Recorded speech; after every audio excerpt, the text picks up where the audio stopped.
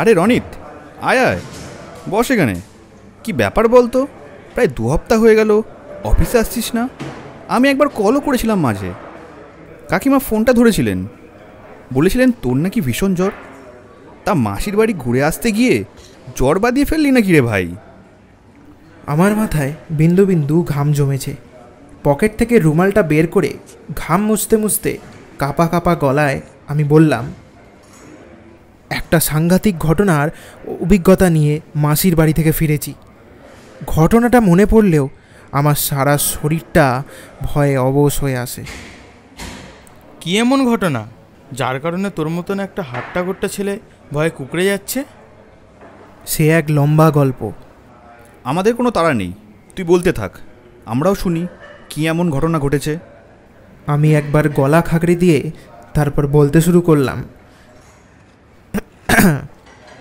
মাসির বাড়িদের গ্রামের নাম মহেশপুর। আমি সেই ছোটোবেলায় গেছিলাম, তারপর আর সেইভাবে যাওয়া হয়নি।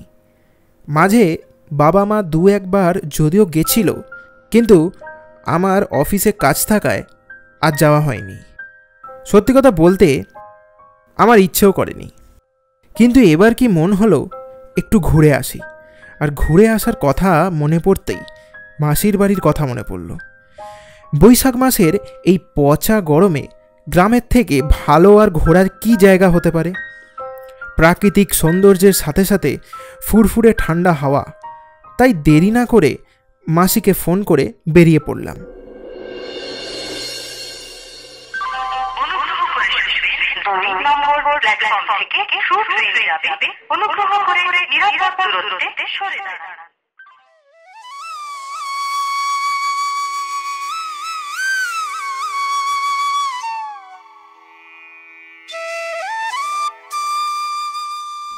মাসি, ও মাসি।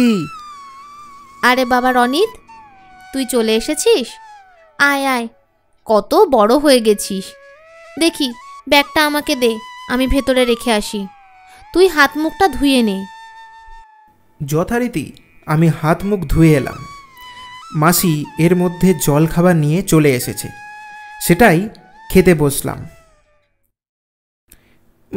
মেশো কোথায়? তুই আসছিস জেনে সে খুশিতে আজকে আর দোকান খোলেনি। সকাল সকাল বাজারে গেছে। তুই যা যা খেতে পছন্দ করিস সেই সবই আজ রান্না হবে, এই হুকুম দিয়ে গেছে সকালে। এই চলে আসবে।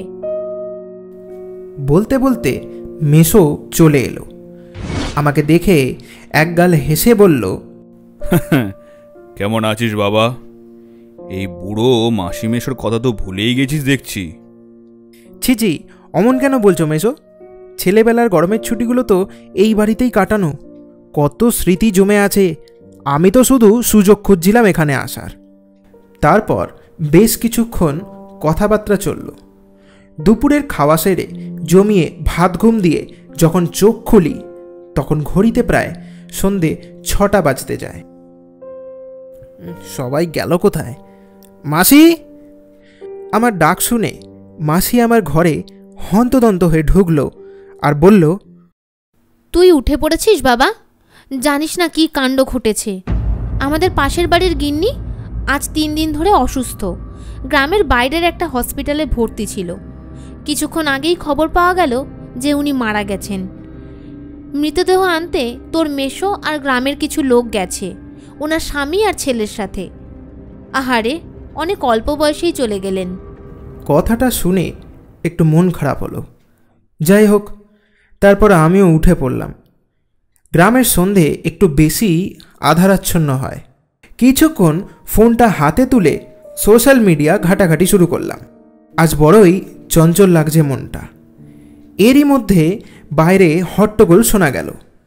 আমি আর দেরি না করে বাইরে গেলাম। গিয়ে দেখলাম গ্রামের বেশ কিছু লোক একটা মরার খাটকে ঘিরে দাঁড়িয়ে। আমিও এগিয়ে গেলাম। দেখলাম একজন মহিলার মৃতদেহ। সবাই ব্যস্ত হয়ে পড়ল মৃতদেহের খাট সাজিয়ে শ্মশানে নিয়ে যাওয়ার জন্যে। বাবা রনিত, গ্রামের কিছু লোক যাচ্ছে শ্মশানে, সাথে তোর মেশোও যাচ্ছে। আর যারা যারা যাচ্ছে তাদের বাড়ির মহিলারা আপাতত আমাদের বাড়িতেই থাকবে। তুইও আমাদের সাথেই থাক। আমিও বরং যাই ওনাদের সাথে। আচ্ছা, তুইও চল তাহলে।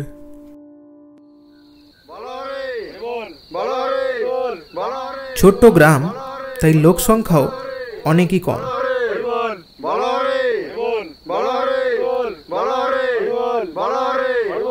গোটা 15 জন মতো আমরা বেরিয়ে পড়লাম শ্মশানের উদ্দেশ্যে।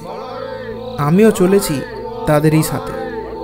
বেশ গা ছমছমে একটা পরিবেশ। দুপাশে ঘন জঙ্গল, আর মাঝখান থেকে একটা সরু মাটির রাস্তা চলে গেছে বহু দূর। মাঝে মাঝে শিয়ালের ডাকও শুনতে পাওয়া গেল।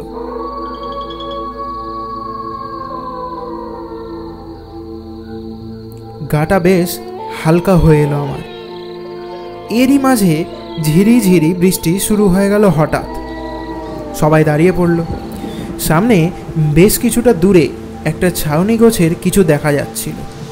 সবাই মিলে কথা বলে ঠিক করলো বৃষ্টিটা যতক্ষণ না কমছে ততক্ষণ ওই ভাঙা টালির চালে আশ্রয় নেওয়া হবে। সেই মতো সবাই মরা রেখে যাচ্ছিল।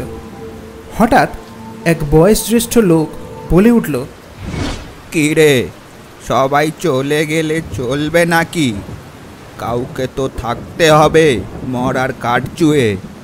তোরা তো দেখছি সব ভুলেই খেয়েছিস। বেশ কিছু লোক বলে উঠল যে এই বৃষ্টিতে মরার খাট ছুঁয়ে থেকে ভিজতে হবে নাকি, আর টালির চালটাও ছোট, ওখানে মরা নিয়ে গেলে আমাদেরই বাইরে থাকতে হবে। তার চেয়ে একটা কাজ করা হোক, ভোলা এখানে থাক, একটা ছাতা আছে সেটা মাথায় দিয়ে বসে থাকুক। না বাবা, এই মরার পাশে আমি একা বসে থাকবো নাকি? আমি পারবো নি। বৃষ্টিটাও আস্তে আস্তে জোরে পড়তে শুরু করলো। সবাই ঠিক করলো যে মরাটা ওখানে রেখে সবাই সেই টালির চালে আশ্রয় নেবে। সামনেই তো ওখান থেকে দেখা যাবে, আর মরা মানুষ যাবেই বা কোথায়। এই বলে সবাই এগিয়ে চলল। দেখলাম সেই বৃদ্ধ ব্যক্তি একটু অসন্তুষ্ট হলো, কিন্তু সবাই মিলে বলাতে উনি আর বিশেষ কিছু বলতে পারলেন না। প্রায় 20 মিনিট মতো ঝমঝমিয়ে বৃষ্টি হওয়ার পর শেষমেশ থামল। আমরা আর দেরি না করে বেরিয়ে এলাম সেখান থেকে, আর এগিয়ে গেলাম মরার খাটের দিকে। কিন্তু সামনে যেতেই আমাদের সবার চোখ বড় বড় হয়ে গেল। মরা কোথায়? এখানে তো শুধু খাটটা পড়ে আছে। সবাই বেশ ভয় পেয়ে গেল। এদিক ওদিক দেখতে লাগলো। ঠিক এমন সময়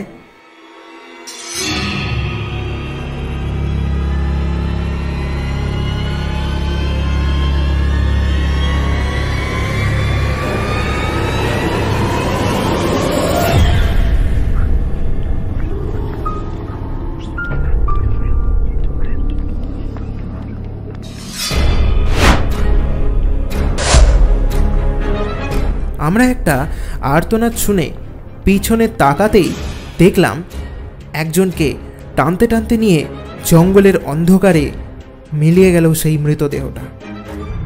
আমাদের সবার হাত পা ঠান্ডা হয়ে গেল দৃশ্যটা দেখে। আমরা সবাই দৌড়ে গেলাম সেই দিকে।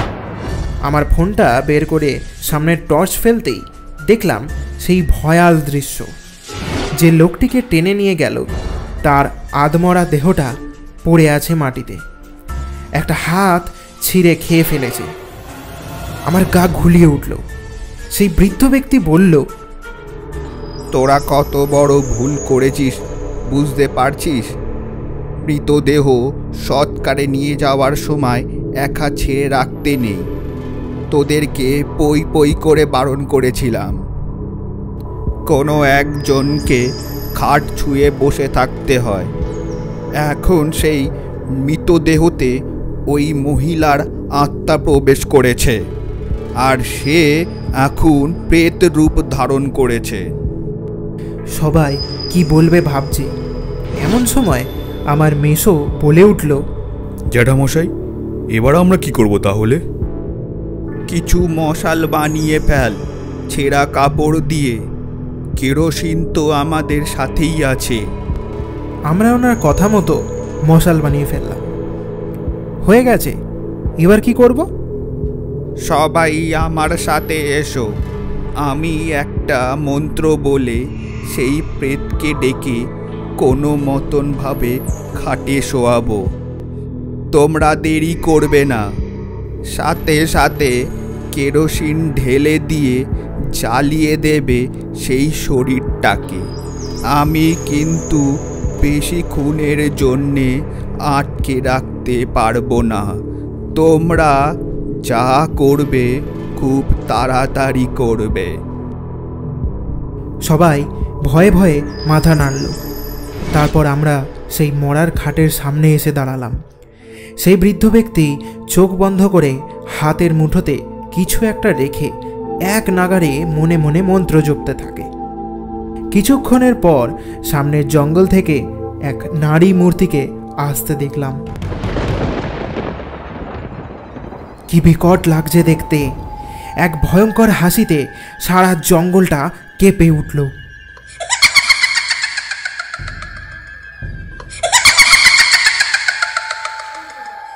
এদিকে সেই বৃদ্ধ ব্যক্তি এক নাগাড়ে মন্ত্র পড়ে চলেছে। দেখলাম সেই প্রেত ছটপট করতে লাগলো। এক ভয়ঙ্কর কণ্ঠস্বরে বলল, আমাকে ছাড়, ছাড় বলছি আমাকে। আমার খিদে পেয়েছে, আমি রক্ত খাবো। ছাড় আমাকে, ছাড় আমাকে, ছাড়। তারপর আস্তে আস্তে সেই প্রেত শান্ত হয়ে খাটে এসে শুয়ে পড়ল। আর কোনো দেরি না করে মেসো কেরোসিনের ডাব্বাটা খুলে ঢেলে দিল কেরোসিন, আর আমরা মশালগুলো ছুঁড়ে মারলাম সেই খাটের ওপরে। ঘণ্টাখানেকের মধ্যে পুড়ে ছাই হয়ে গেল সেই দেহ। শেষে বৃদ্ধ ব্যক্তি এক মুঠো ছাই হাতে নিয়ে একটা হাঁড়িতে ভরে দিল, আর আমরা একসাথে নদীর পাড়ে গিয়ে সেটা ভাসিয়ে দিলাম। তারপর বাড়ি ফিরে গোটা গ্রাম জানতে পারল সেই ভয়ঙ্কর ঘটনা। আমার শরীরটা হালকা হয়ে এলো। পরের দিন খবর পেয়ে বাবা চলে এলো আমাকে নিতে। তারপর বাড়ি এসে জ্বরে পড়ে গেলাম। আসলে ব্যাপারটা আমি নিতে পারিনি। এরকমও হতে পারে কোনো ধারণা ছিল না। এবার বল, তোদের কি বক্তব্য? ওরা আর কিছু বলতে পারল না। দেখলাম একে অপরের দিকে তাকাচ্ছে।